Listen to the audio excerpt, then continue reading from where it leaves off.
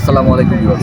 জীবনের প্রথম এই গণভবনের মধ্যে আমরা আসলাম প্রথম। এখন আমি ঢুকেছি এই জীবনের লাইফের প্রথম, তাও এখন বর্তমানে এখানে যে খুনি হাসিনা শেখ হাসিনা এখানে নেই। আপনারা দেখতে পাচ্ছেন, আমার সাথে থাকুন, আমি আপনাদেরকে পুরোটা আজকে ঘুরে ঘুরে দেখাবো।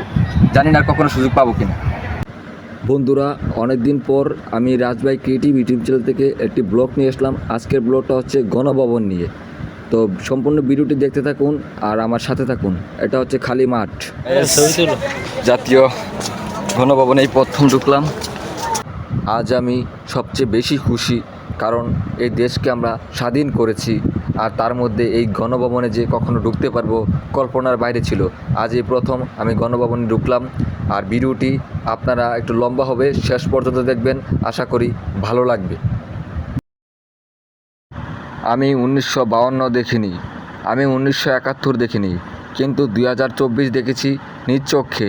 এবং আমি এই জেনারেশনের একজন ছেলে হয়ে আমি গর্বিত, কারণ আমি একজন মুক্তিযোদ্ধা বলে আমি দাবি করতে পারবো। এই যুদ্ধে আমরা ছাত্র সমাজ জয়লাভ করেছে। এই মুহূর্তে আমি গণভবনের ভিতরে প্রবেশ করে ফেলেছি। আপনারা দেখতে থাকুন, আমি আপনাদেরকে যতটুকু পারি আমার ক্যামেরার মধ্যে আমি তুলে দেখাবো। আপনারা দেখতে পাচ্ছেন এখানে কিন্তু অনেক দামি দামি জিনিসপত্র ভাঙচুর করে বাইরে ফেলে রেখেছে, কারণ শেখ হাসিনার কোনো চিহ্নই রাখবেন না, ওর কোনো স্মৃতি থাকবে না। সেই জন্য সব কিছু ভেঙে চুরমার করে দিয়েছে। ইনশাল্লাহ স্বাধীন রাষ্ট্র আমাদের নতুন করে আবার গড়ে তুলবে। আমি এখানে মিউজিক ছাড়া ভিডিও করলাম। মিউজিক বসানোর কারণে আমি বারবার কপিরাইট খাই ইউটিউব থেকে, তাই কপিরাইট না খাওয়ার জন্য মিউজিক দিলাম না। আপনারা দেখতে থাকেন।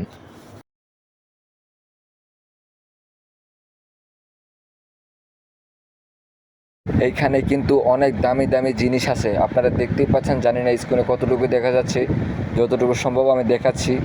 কাপড় চোপড় যা কিছু এভরিথিং। এই যে দেখুন, বাইকের মধ্যে বাঙালি জাতের কাণ্ড, লিজেন্ডরা বুঝতে পারবে।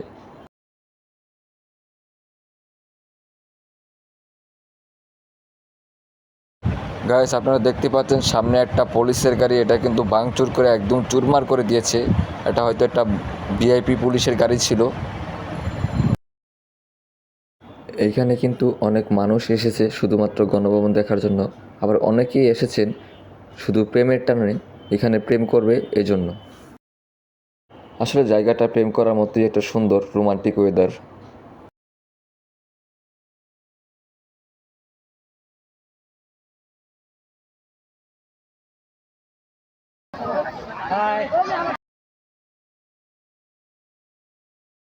এখানে সেই খুনি শেখ হাসিনা ফিশ চাষ করতেন, এটাই সেই দিঘি।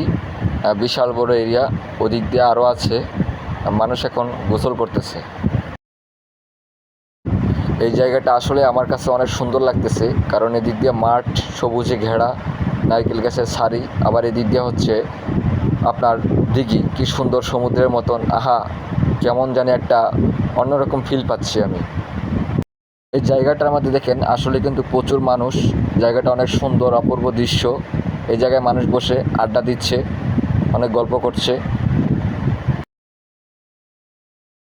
আমি যতটুকু জানতে পারলাম, এটা হচ্ছে সেই খুনি শেখ হাসিনা যেখানে থাকতেন।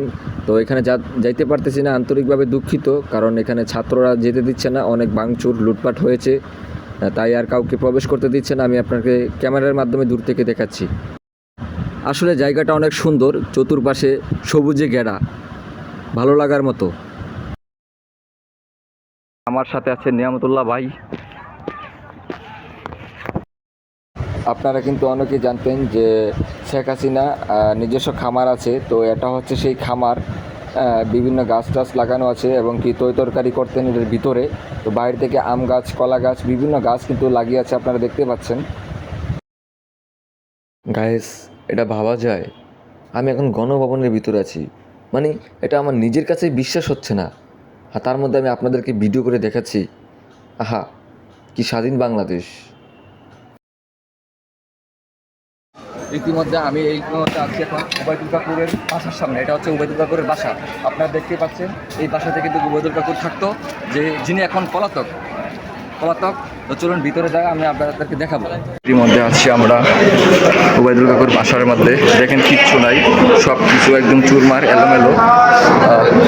আমরা এখন উপরের দিকে যাচ্ছি। এটা হচ্ছে কিচেন রুম,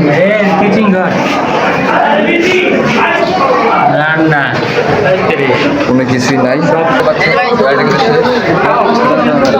এখন আমরা উপরে যাচ্ছি, আমার সাথে থাকুন। আজকে আপনাদের গণভবনের সব কিছু দেখাবো। তুলুস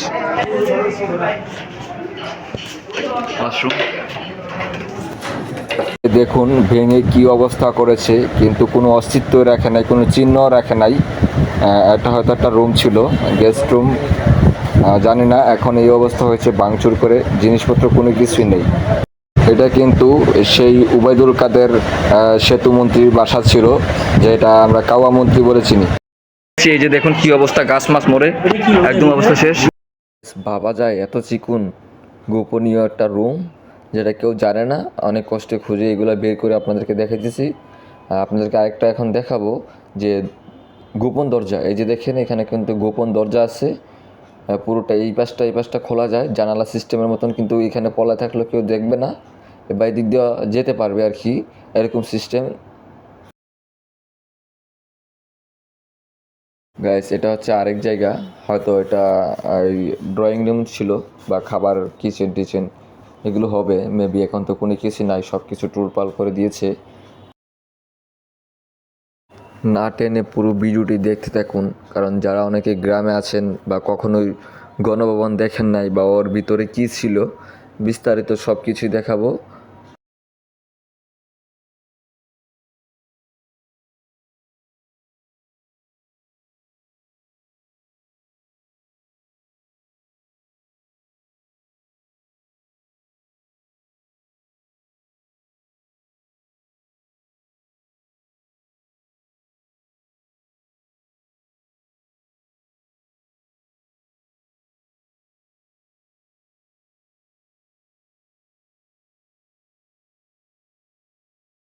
আপনারা দেখতে পাচ্ছেন এখানে খুব সুন্দর একটি গাড়ি ছিল, আর এটা আন্দোলনকারীরা এটা ভেঙে দিয়েছে, হয়তো এটা কাওয়া কাদেরের ছিল গাড়ি।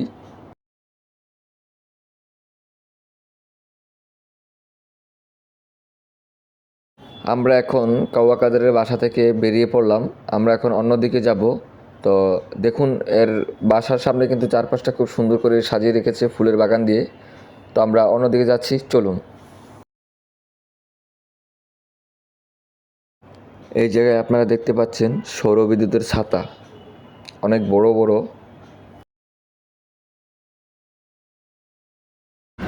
গণভবনে লাশ পাওয়া গেছে, এই নিউজটা ভুয়া, সরাসরি আপনারা শুনুন। গুজব, ফেসবুক ইউটিউব বিশ্বাস করবেন না, যা দেখবেন নিউজ চ্যানেলে দেখবেন।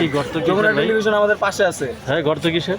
গর্ত হইতেছে যে টপ ভরে মাটি নেওয়া সাজায় ভিতরে, গাছ লাগায় সাজায় ভিতরে। তাহলে এই যে ভিডিওতে এটা হুদাই ভাই গুজব ভাই, ইউটিউব ফেসবুক এগুলো বিলিট করেন না ভাই।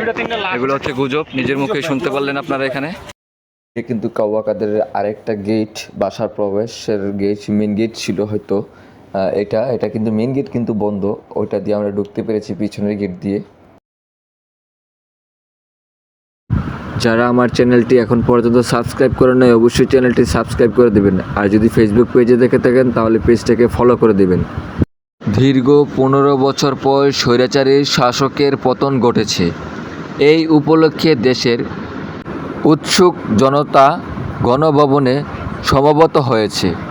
কিন্তু অত্যন্ত দুঃখের বিষয় হলো আমরা বাঙালি জাতি অতি আবেগপ্রবণ, এত আবেগপ্রবণ হয়েছে যে সুযোগ পেলেই দেশের সম্পদ লুট করতে দ্বিধাবোধ করি না।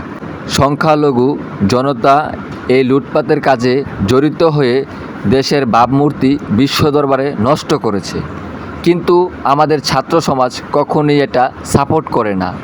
ছাত্র সমাজ এই লুটপাটকৃত সম্পদ যথাসম্ভব ফেরত এনে বাংলাদেশ সেনাবাহিনীর নিকট জমা দিয়েছে, যা নিঃসন্দেহে একটি মহৎ কাজ। তো বন্ধুরা, এই মুহূর্তে আমি ভিডিও এখানে সমাপ্ত করতে যাচ্ছি। আশা করি ভিডিওটি আপনাদের ভালো লেগেছে। ভালো লাগলে লাইক কমেন্ট শেয়ার করবেন। আর যারা আমার চ্যানেলটি এখনও সাবস্ক্রাইব করেন নাই অবশ্যই চ্যানেলটি সাবস্ক্রাইব করবেন। ভালো থাকবেন, সুস্থ থাকবেন। দেখা হবে নতুন কোনো ব্লগ ভিডিওতে। আল্লাহ হাফেজ।